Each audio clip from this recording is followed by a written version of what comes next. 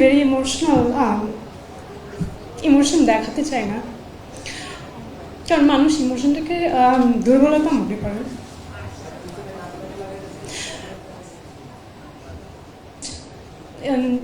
এই বয়সে আসলে আমার এত এত অর্জন এবং এত কিছু আমি মনে হয় যে আমি কখনো ভাবিনি স্বপ্নে যে হতে পারে, কিন্তু আমার মা ভেবেছিল।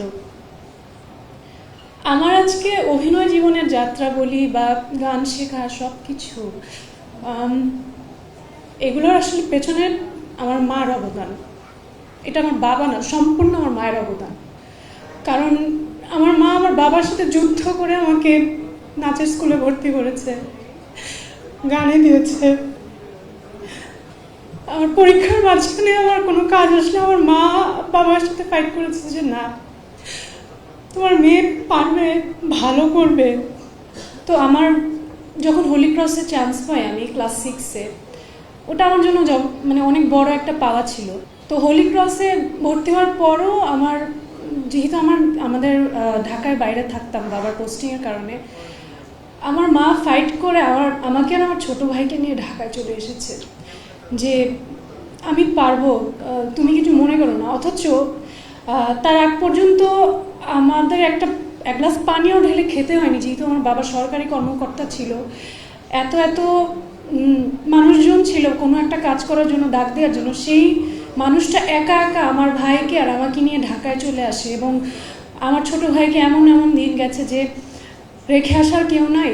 স্কুলে এসে সারাদিন বসে থাকতো, আমার ভাইটা গরমে ঘামতো, আর আমার মা বসে থাকতো যে আমার স্কুল ছুটি হবে, তারপর আমাকে নিয়ে বাসায়ও যেত না, তারপর আমাকে নজরুল একাডেমিতে নিয়ে যেত।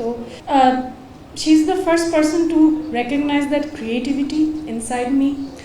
অ্যান্ড আমি অনেক এক্সপেরিমেন্ট করেছি এবং অনেকবার সুইচ করেছি। আমি স্কুল কলেজে সায়েন্সে ছিলাম, হোলি ক্রস থেকে পাশ করার পর আমি বলি যে না, আমি সায়েন্সে পড়তে চাই না, আমি বিবিএ পড়বো। তো আমি পরীক্ষা দেই, আমার জাহাঙ্গীরনগরে হয়, ঢাকা ভার্সিটিতে হয়।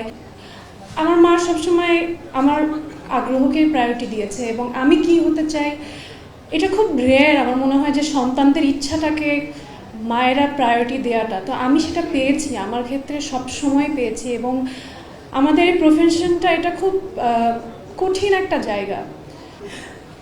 আমার পরীক্ষার মাঝখানে আমার কোনো কাজ আসলে আমার মা বাবার সাথে ফাইট করেছে যে না, তোমার মেয়ে পারবে, ভালো করবে।